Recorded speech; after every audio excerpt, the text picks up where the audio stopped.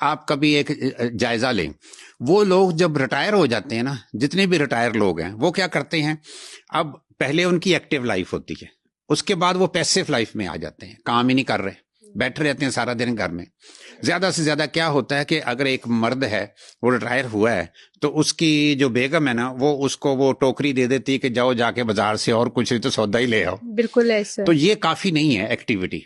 उसका नतीजा क्या होता है, मैंने ये देखा है कि जो लोग रिटायर हो जाते हैं ना, वो फिर बीमार पड़ना शुरू हो जाते हैं, कभी कोई बीमारी कभी कोई बीमारी।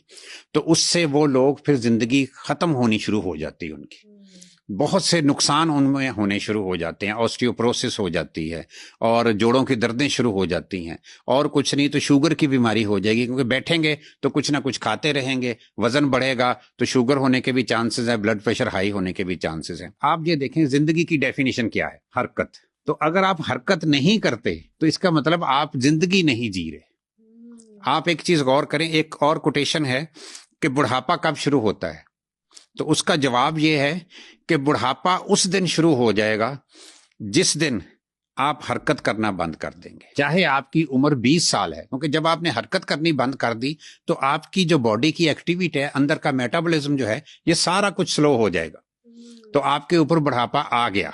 तो ये याद रखें, जो बंदे सारा दिन बैठे रहते हैं ना, वो बूढ़े हो चुके हैं, चाहे उनको अच्छा लगे चाहे बुरा लगे, लेकिन ये है कि अगर बुढ़ापे से बचना है तो जितना ज्यादा अपने आप को एक्टिव रखेंगे, बुढ़ापा उतना डिले होता जाएगा। बिल्कुल ठीक है। तो डॉक्टर साहब एक चीज और बताएं कि जितने भी हमारे ये सीनियर सिटीजन्स हैं, जिनमें मैं ये 50+ वाले लोगों की बात कर रही हूँ, तो इनकी हड्डियों में वैसे भी बहुत दर्द होता है, और इन ज्यादा खौफ सिर्फ इस चीज का आता है कहीं ये गिर ना जाए, कहीं कोई फ्रैक्चर ना हो जाए। उनका लाइफस्टाइल ठीक नहीं होता।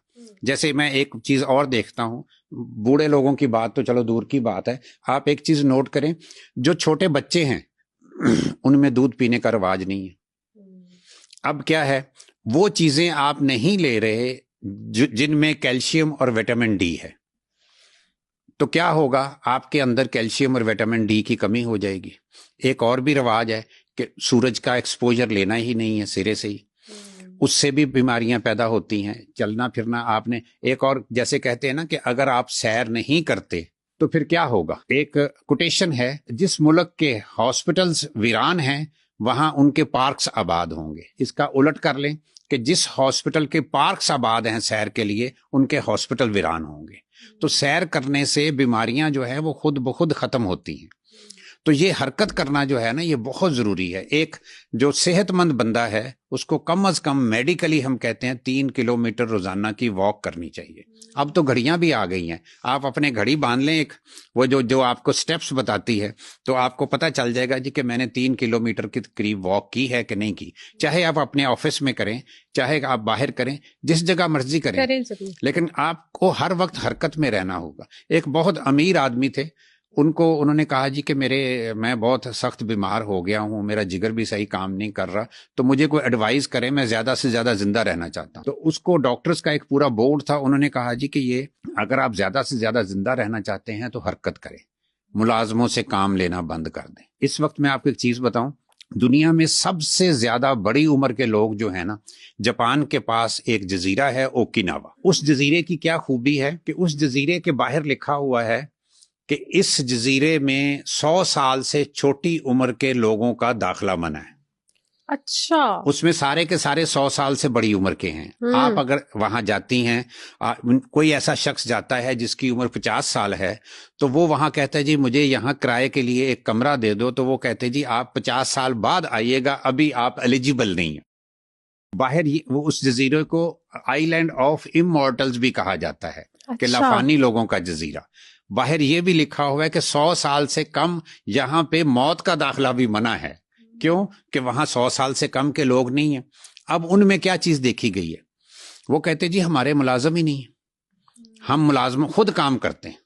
तो ये खुद हरकत करना बड़ा जरूरी है। फिर ये है कि एक और चीज उनमें बड़ी जबरदस्त है, हम लोग तो यहाँ छोटी छोटी बातों पे परेशान होते हैं ना, वो कहते हैं छोटी बातों पे परेशान क्यों होना है, दूसरों की बातों को माइंड क्यों करना है, हम माइंड बहुत करते हैं।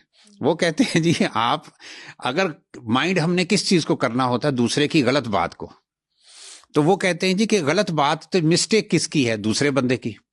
तो उसको शर्मिंदा होना चाहिए जिसने गलत बात की है। आप क्यों माइंड करते हैं? तो उसमें एक बड़ी शानदार, मैंने एक वहां के बंदे से बात की थी, तो उसने कहा जी मैं आपको महात्मा बुद्ध का एक वाकया सुनाता हूँ। मैंने कहा जी सुनाए। उन्होंने कहा जी महात्मा बुद्ध बैठे थे तो एक उनको नापसंद करने वाला शख्स आया और उनको गालियां देने लग गया। ये चुपचाप बैठे सुनते रहे। उसके बाद उसका गालियों का स्टॉक खत्म हो गया। तो जब वो चुप किया तो फिर उन्होंने उसको बुलाया और कहा जी कि देखो मैं तुमसे सिर्फ एक बात पूछूंगा कि मैं तुम्हें कोई अगर चीज दूं और तुम ना लो तो वो किसकी हुई? उसने कहा जी आपकी हुई, जब मैंने ली ही नहीं। उन्होंने कहा जी आपने मुझे जितनी गालियां दी हैं मैंने नहीं ली, तो किसकी हुई? वो आप की हुई है। तो बात ये है कि हम माइंड करते हैं। देखिए किसी ने बात की है, गलत बात की, आप एक चीज नोट करें, छोटी सी गलत बात जो होती है वो 1 मिनट से ज्यादा नहीं होती, लेकिन हम सारा दिन उसको अपने ज़हन में घुमाते रहते हैं। अगर गौर करो तो वो 1 मिनट का कसूरवार तो वो दूसरा शख्स है। जो सारा दिन आप अपने ज़हन में घुमाते रहे उस बात को, उसका कसूरवार कौन है? उसके कसूरवार तो आप खुद हैं। फॉर एग्जाम्पल एक बंदा ऑफिस जा रहा है, ऑफिस जाते हुए उसकी वाइफ ने उसको कोई काम कह दिया, तो वो 1 मिनट की बात है, चाहे वो गलत थी चाहे सही थी, लेकिन हुआ क्या, आप सारा दिन ऑफिस में भी बैठे देखो जी वाइफ को एहसास नहीं है, निकलते वक्त वो ऐसी कोई बात कर देती है, डिमांड कर देती है, तो वो उसको आपने माइंड किया, सारा दिन अपने सर में घुमाए रखा। तो ये इस तरह जो हम छोटी छोटी बातों को माइंड करते हैं, अगर हम इसको दूसरी सेंस से सोच लें कि जी मेरी वाइफ है, अगर उसने मुझे काम नहीं कहना तो फिर किसको कहना है, तो उससे आपका ज़हन ईजी हो जाता है। तो आपको वो इरिटेशन भी नहीं होगी, स्ट्रेस भी नहीं होगी, बिल्कुल आप ठीक हो जाएंगे। सिर्फ सोचने का अंदाज जो है ना, ये भी बहुत बड़ी बीमारियां पैदा करता है।